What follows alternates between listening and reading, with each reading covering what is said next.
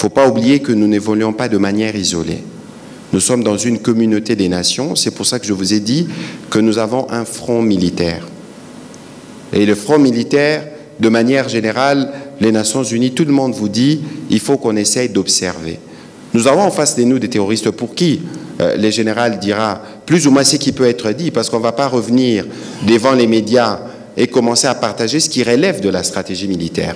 Mais ce qu'il faut savoir, c'est que ni le gouvernement central, ni le gouvernement ici, encore moins au niveau opérationnel, les gens ferment les yeux sur ce qui se passe. Il y a des réponses qui sont préparées, certaines sont même apportées sans que vous ne soyez au courant. Mon général, peut-être un petit commentaire sur cette question. Oui, Excellence, c'est exactement la réponse que j'allais donner.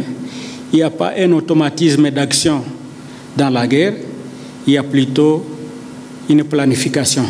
Et donc, à ce jour, vous ne pouvez pas me dire pourquoi on n'a pas réagi, parce qu'il y a une planification. C'est la réponse que je peux vous donner maintenant.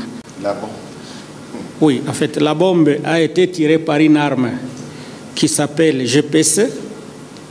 C'est une arme qui pèse 25 kg et qui porte une charge de 122 mm. Donc, à peu près 1,20 m. Non. Cette arme monotype peut tirer jusqu'à 22 km.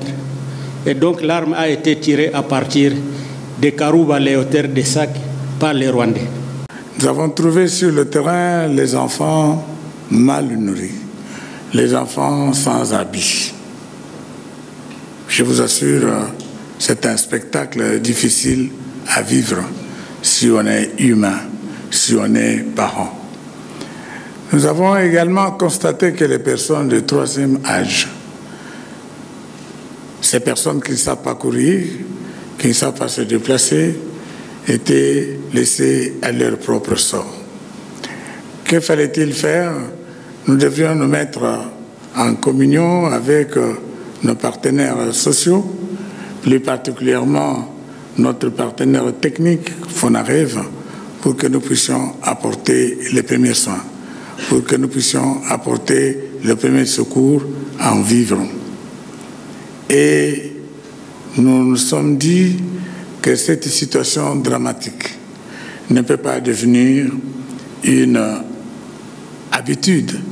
Les compatriotes qui sont sur ce terrain doivent sortir de là.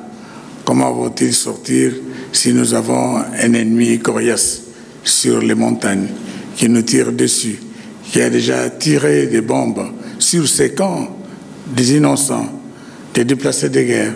Comme le disait mon collègues des droits humains, ceux qui ont le droit d'être protégés à travers le monde, sur lesquels on ne peut pas jeter des bombes, on ne peut pas tirer dessus, on ne peut pas les mettre dans des conditions confortables. Et pourtant, c'est ce que le président Kagame et les